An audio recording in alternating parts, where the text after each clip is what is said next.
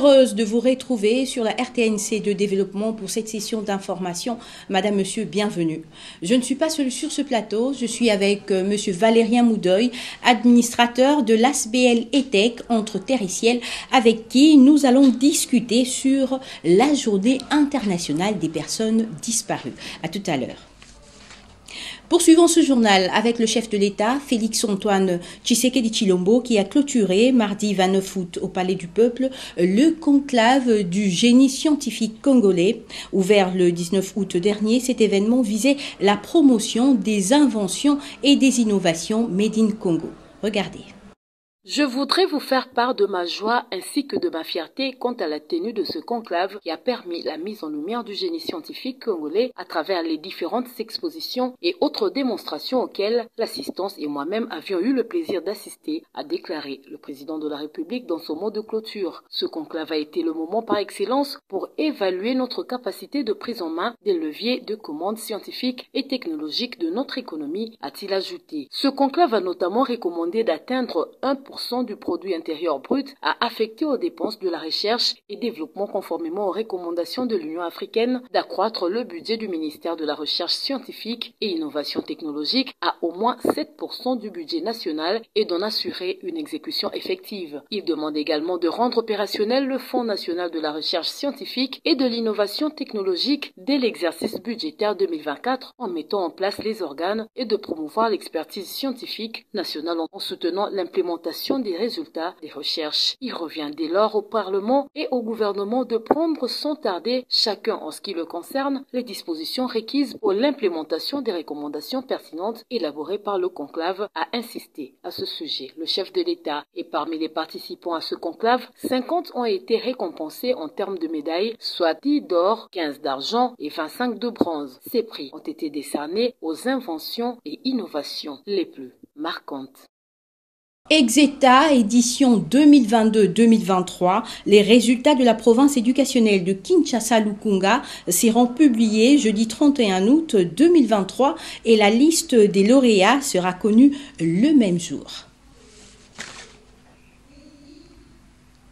Le deuxième vice-président de la Commission électorale nationale indépendante, Didi Manara, a passé au peigne fin mardi 29 août les détails du chronogramme pour une meilleure application des activités de sensibilisation des scrutins de décembre 2023 à la maison des élections. Edith Metamwamboui nous en parle.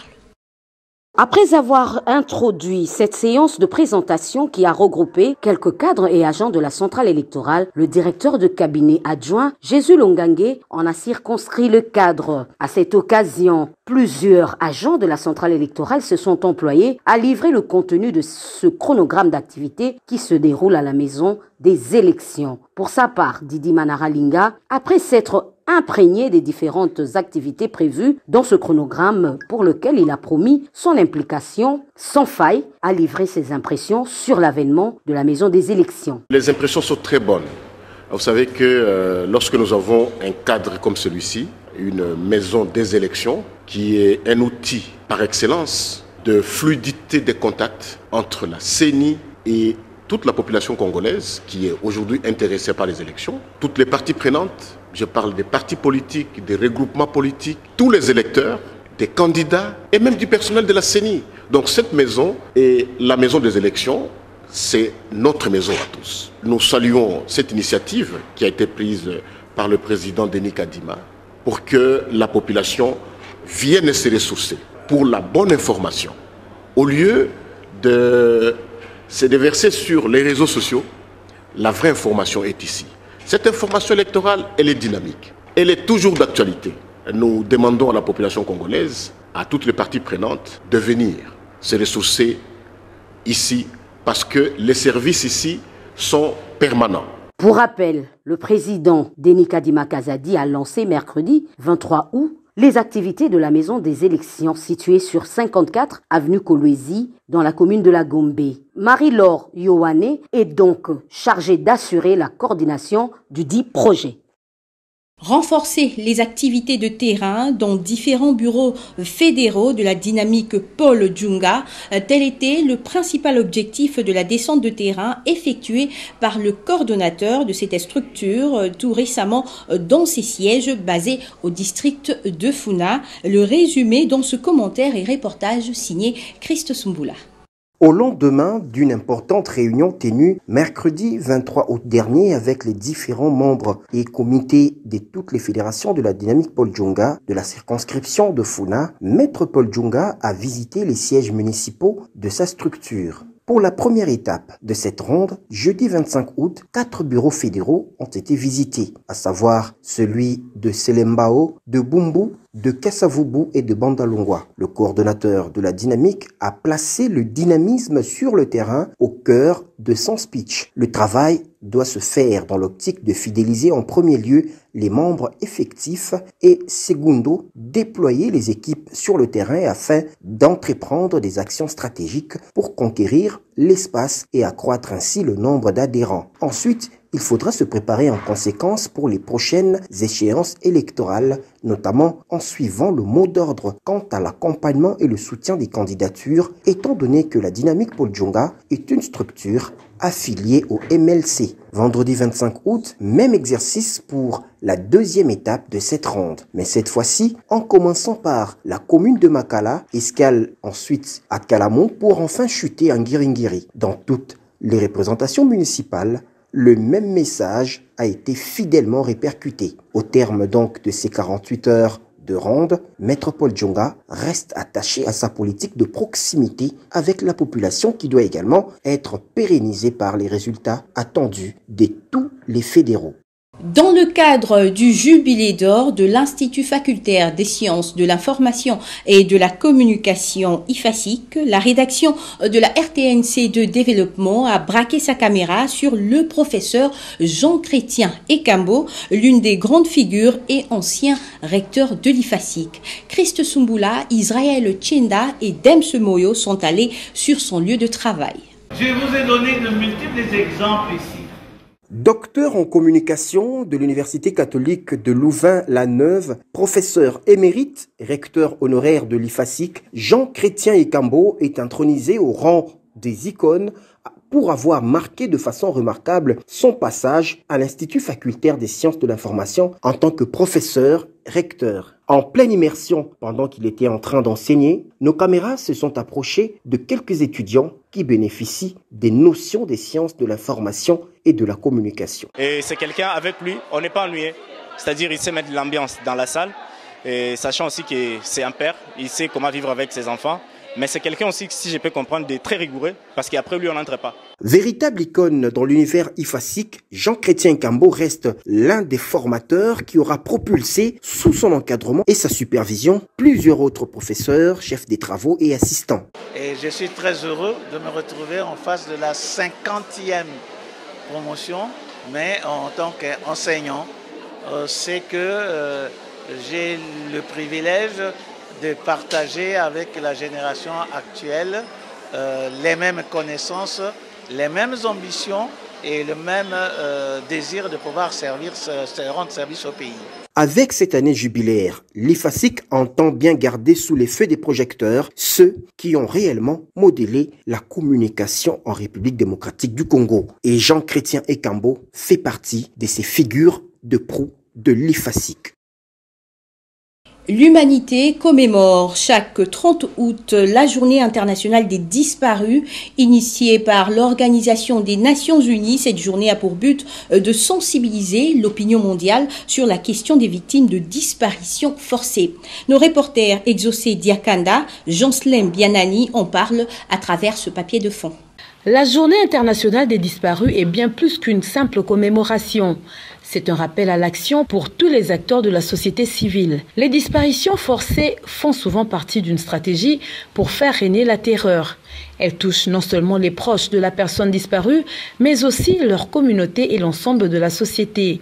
Nous avons les personnes disparues par noyade, par incendie ou par kidnapping. La famille et les amis des personnes disparues sont eux aussi plongés dans l'angoisse, ignorant si leur proche est encore en vie et si c'est le cas, on se pose la question si la victime est détenue, dans quelles conditions et dans quel état de santé, sachant qu'eux aussi sont menacés et exposés au même sort qui peut être plus dangereux. La détresse de la famille est souvent aggravée par les difficultés matérielles qu'entraîne la disparition d'un proche. La personne disparue est très souvent le principal gagne-pain de la famille. Il est donc essentiel de s'unir pour résoudre les cas des personnes disparues et apporter un soutien continu aux familles touchées. En parlant justement de la journée internationale des disparus, des centaines de milliers de personnes dans le monde disparaissent à tout jamais, un événement dévastateur pour les familles et les amis, et pour aider les proches à faire leur deuil, la nécropole entre terre et ciel, ETEC, a érigé sur son site dans la commune de Sélé un mémorial des disparus.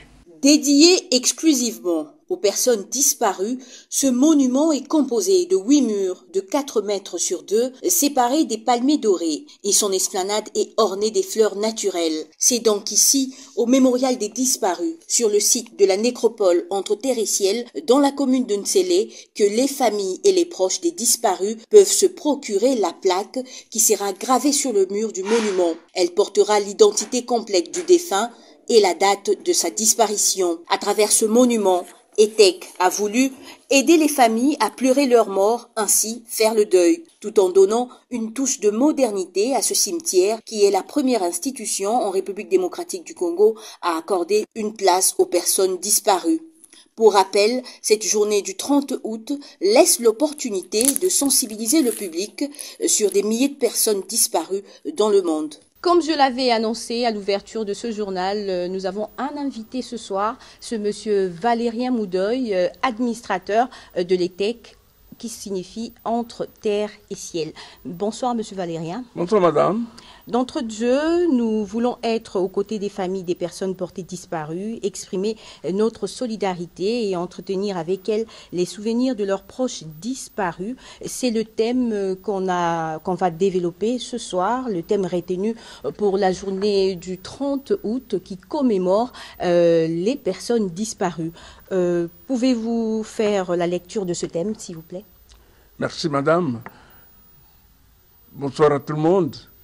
D'abord, ici de vous rappeler que cette journée a commencé avec l'élite des associations des mères en Amérique latine, dont les enfants, les maris étaient portés disparus à cause des luttes politiques, et à l'époque des dictatures en Amérique latine. À tel point qu'à un moment donné, en décembre 1992, les Nations Unies ont transformé cette lutte en forme de déclaration sur la protection des personnes, de toute personne contre les disparitions forcées. Donc, qui sont dans les geôles, pour ne pas dire les prisons et autres. Et en 2006, la déclaration est devenue une résolution des Nations Unies, donc, qui implique que tous les pays sont censés protéger les personnes portées disparues. Et ce qui fait que nous, cette journée, nous la concevons comme une journée où les personnes portées disparues, non seulement dans les geôles, mais soit par naufrage qu'on ne les a pas retrouvées, par un crash d'avion on ne les a pas retrouvées, par la guerre on ne les a pas retrouvées. Alors nous demandons aux familles de se souvenir de ces personnes. D'accord. Vous avez installé un mémorial des disparus. Qu'entendez-vous par personnes disparues? D'abord, quand nous avons lancé le projet de la nécropole, le président de notre conseil d'administration, pour ne pas le citer, Georges Mukuna, avait insisté sur toutes les formes de sépulture qu'on puisse trouver. C'est ainsi que vous avez à la nécropole la tombe, communément appelée caveau ici.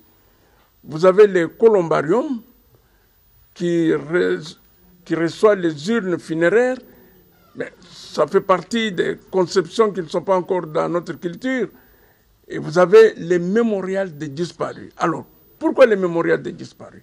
Comme je venais de le dire, malheureusement, dans notre culture, quand une personne a quitté le domicile est porté disparu, on ne fait pas le deuil, parce qu'on se dit cette personne reviendra.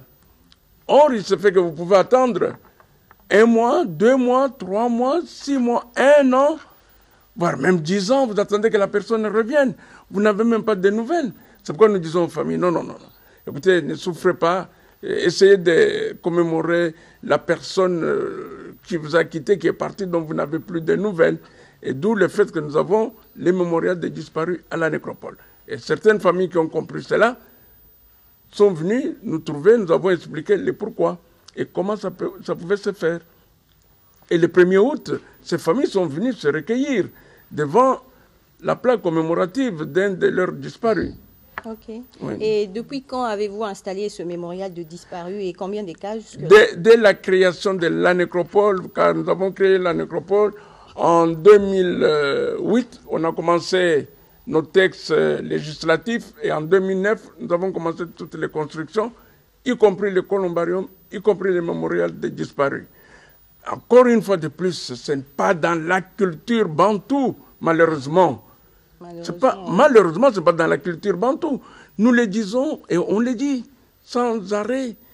N'attendez pas, revenez, venez. Faites placer une plaque. Si la personne réapparaît, mais nous allons enlever la plaque puisque la personne n'a réapparu. Mais si la personne ne réapparaît pas, je prends le cas de tous ces jeunes qui traversent la Méditerranée pour aller dans l'Eldorado européen. Oui, les migrants. Ben, vous n'avez pas de nouvelles. Je ne sais même pas s'ils sont immigrants, mais bon. Au départ, ils sont d'abord dans l'aventure. C'est quand ils arrivent sur le sol quelque part qu'ils sont considérés comme étant les migrants. Si vous n'avez pas de nouvelles, qu'allez-vous faire? Vous allez attendre en disant oui, il est parti, il va arriver en Europe. Or, il y a eu un naufrage, il est noyé. Vous n'avez plus de nouvelles. C'est ça le problème. Mais comme dans la culture, je venais de le dire, dans la culture bantoue, que ce soit l'urne funéraire, les urnes funéraires que nous avons à la nécropole viennent de l'étranger. Ceux qui, dans leur testament, l'étranger ont dit « à ma mort, je serai incinéré ». Nous avons les urnes funéraires, mais ce n'est pas dans la culture. Les mémorials, ce n'est pas dans la culture. Mais nous voulons que nous puissions prendre ça dans nos cultures pour dire que c'est aussi une forme de sépulture pour nos chers disparus. Ok. Et alors, quelles sont les conditions qu'il faut pour avoir une plaque sur ce mur des disparus? Non, les conditions sont comme... Comment ça se passe? Non, les conditions sont les mêmes. Vous arrivez dans notre bureau, vous allez remplir une fiche de renseignements, comme on le fait pour les caveaux et autres. Vous remplissez une fiche de renseignements, et à ce moment-là, vous nous donnez les textes que vous auriez souhaité qu'on mette sur la plaque, et peut-être la photo, si vous avez la photo de la personne, on va placer sur la plaque. Et puis, le coût, c'est moins qu'une tombe ou un caveau, c'est moins. Ça ne dépasse même pas $600, donc ne vous en faites pas. Le coût est moindre. Alors, avec vous, on va décider quel jour vous aurez souhaité que la plaque soit mise. Et à ce jour-là, il y aura encore la cérémonie comme pour les morts tels que nous les faisons à la nécropole. On va vous accueillir, il y aura les mots d'accueil pour votre cher disparu et on va vous accompagner solennellement jusqu'au mémorial des disparus où la plaque sera dévoilée. Et puis, la famille qui vous accompagne lira les textes qui ont été mis sur cette plaque. Et c'est aujourd'hui, le 30 août, que nous commémorons la journée des personnes disparues. Avez-vous un message à lancer aux familles qui ont subi ce choc de disparition? Bien sûr que oui. Je demande aux familles d'aller voir dans les codes des familles congolais, en son article 142. C'est clair. Si vous voulez, je peux les lire, mais bon, autant que vous ayez lire. Nous vous disons, nous avons ajouté à cette journée, plutôt que de ne parler que des gens qui ont disparu d'une manière forcée dans les prisons et autres, ceux qui sont morts, dont on n'a pas retrouvé les corps, nous avons de la place pour ces gens-là. Comme ça, vous allez aussi les honorer, vous allez les commémorer, plutôt que de les oublier parce qu'il n'y a pas une tombe. Non, le mémorial des disparus, c'est une forme de tombe que vous trouverez à la nécropole et nulle part ailleurs. Donc, j'espère que vous n'avez pas quelqu'un de disparu, madame. Non, pas du tout. Ah bon, heureusement. Mais sinon, je vous dis, puisque l'article 142 du Code de famille, il dit clairement que vous pouvez, quand vous vous rendez compte que la personne est portée disparue, mais vous allez trouver le ministère public ou les tribunaux de paix ou de l'enfant qui vont vous établir une fiche de décès et vous considérez que la personne est décédée. Venez nous voir, on va vous donner tous les renseignements possibles pour vos chers disparus. Et tout en vous remerciant et en vous disant encore, aujourd'hui, ne vous en faites pas, c'est la journée mondiale des disparus. Et si vous avez suivi les infos, au Chili, ils sont en train de faire tout et tout pour aller retrouver les ossements des gens disparus dont on n'avait jamais retrouvé les tombes. Parce que les combats commençaient là, avec la fédération des associations de personnes portées disparues. Les maires qui, tous les mercredis, allaient pleurer à la grande place au Chili pour leurs chers disparus. Et aujourd'hui, le gouvernement venait de prendre la décision de chercher à retrouver tous les ossements. Donc vous vous rendez bien compte que là, il s'agissait bien des prisonniers politiques et autres. Mais ici, il y a noyade. Si la Croix-Rouge ne retrouve pas la personne noyée, n'attendez pas plus de 6 mois pour déclarer sa disparition. Et je tiens à vous remercier pour cela. D'accord, M. Valérien, merci beaucoup. Merci, madame. L'arrêt des travaux de réhabilitation de la route qui relie la commune de Ndjili et Kimbanseke inquiète la population de ce coin de la capitale. Sur ce, elle lance un cri d'alarme craignant les pluies diluviennes qui s'annoncent déjà. Qu'est-ce qui expliquerait l'arrêt de travaux de réhabilitation de cette voie? Cette question reste prépondérante dans le chef de population de Tiangou, elle qui a assisté au début des travaux de réhabilitation par l'Office de voirie et drainage, une route de très grande importance reliant les communes de Ndjili et Kimbanseke. Nous sommes sur l'avenue Wei dans la commune de Kimbanseke. Cette route est détruite suite aux travaux de la Régie des eaux de l'usine de traitement d'eau de Ndjili Brasserie. Et depuis ce temps, jusqu'au jour d'aujourd'hui, les travaux de la réhabilitation de cette route ne se font plus. Déjà, les usagers de cette route éprouvent d'énormes difficultés pour vaquer librement à leurs occupations suite à l'état piteux de cette route. Comme vous pouvez le constater, les flaques d'eau stagnent, les chauffeurs de transport en commun et les passants ont du mal à emprunter cette direction. Parfois, s'ils empruntent, le coût à payer de ce transport est revu à la hausse, a déclaré une dame trouvée sur le lieu.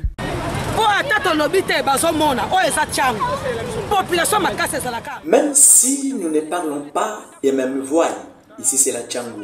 Il y a une très forte concentration de la population du côté des cimetières de Kimbanseke. Ceux qui vont jusque-là descendent à Dokolo et cela provoque des troubles entre receveurs et les usagers qui empruntent cette direction.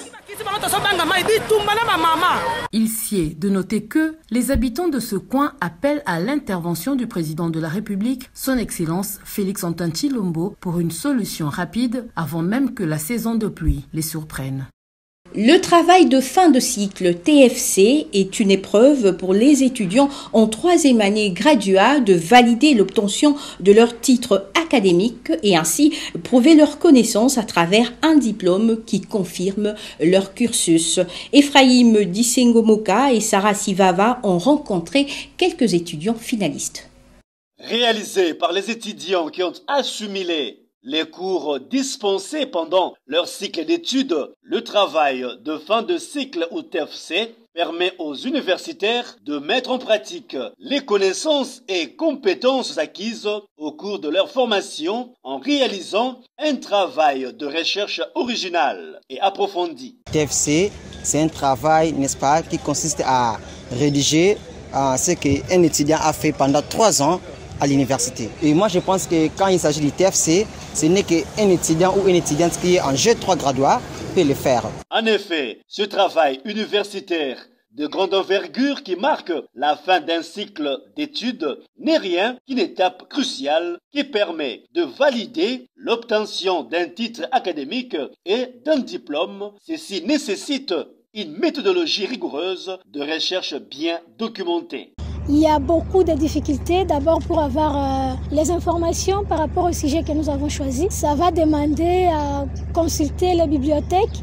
Et ce ne sont pas toutes les bibliothèques qui sont disponibles à tous les étudiants. Il y a aussi des bibliothèques payantes. Il y a aussi l'Internet. Et à l'Internet, il y a beaucoup de choses. Tu ne peux pas quand même prendre les informations à l'Internet et puis venir expliquer ça comme ça. Ça demande beaucoup de choses et beaucoup de difficultés. Les encadrants sont généralement des enseignants ou des chercheurs spécialisés dans un domaine concerné et permettent aux étudiants de se spécialiser dans une filière de choix.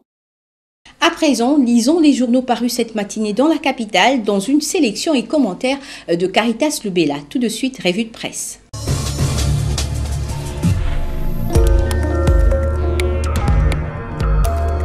La RDC ambitionne de consacrer 3% de son budget à l'innovation technologique. Madame, Messieurs, bienvenue à cette lecture de journaux parus ce mercredi 30 août dans la capitale. L'agence congolaise de presse informe que la République démocratique du Congo ambitionne de consacrer 3% de son budget pour l'année 2024 à l'innovation technologique, a fait savoir le chef de l'État lors de la clôture mardi à Kinshasa du conclave du génie scientifique congolais. La loi de finances 2024 devra refléter clairement cet impératif à travers le taux du budget alloué au ministère de la Recherche scientifique et innovation technologique qui ne devra pas être inférieur à 3% du budget national global, a déclaré le président Félix Tshisekedi dans son allocution. Ce pourcentage devra progressivement être majoré jusqu'à atteindre un taux digne des ambitions légitimes de la République démocratique du Congo, a-t-il insisté. Le chef de l'État a exprimé sa joie et sa fierté quant à la lecture du conclave qui a selon lui permis la mise en lumière du génie scientifique congolais à travers les différentes expositions et autres démonstrations. Relayons cette information avec le journal L'Avenir qui ajoute que durant 11 jours, les innovateurs et inventeurs congolais ont réfléchi sur comment booster le secteur de la recherche scientifique et innovation technologique en RDC. D'après ces quotidiens, le président de la République, dans son mot de clôture, félicite les participants quant à la tenue de ces conclaves. Parlons à présent du forum de ZAS qui est écrit sur sa 3e page. La CENI convoque l'électorat pour la présidentielle le 1er septembre. Le quotidien signale que le montant de frais de dépôt de candidature non remboursable est fixé à 160 millions de francs congolais. D'après le confrère, la Commission électorale nationale indépendante vient de fixer au 1er septembre la convocation de l'électorat pour l'élection présidentielle prévue en décembre 2023. Lisons la prospérité qui note Kinshasa.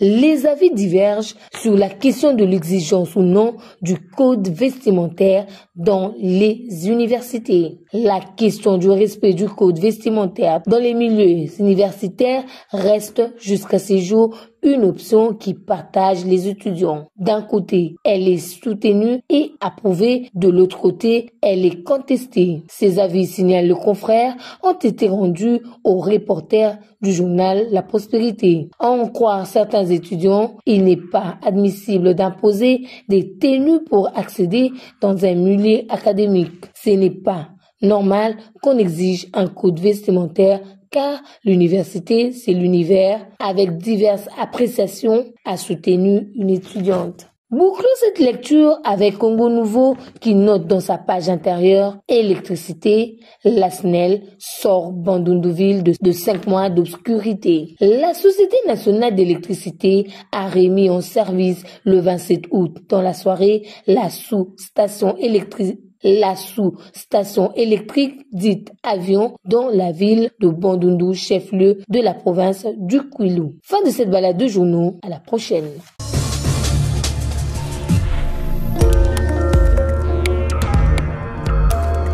Fin de ce journal, Madame, Monsieur. Merci de l'avoir suivi. Je vous retrouve demain à la même heure et avec le même plaisir. Au revoir.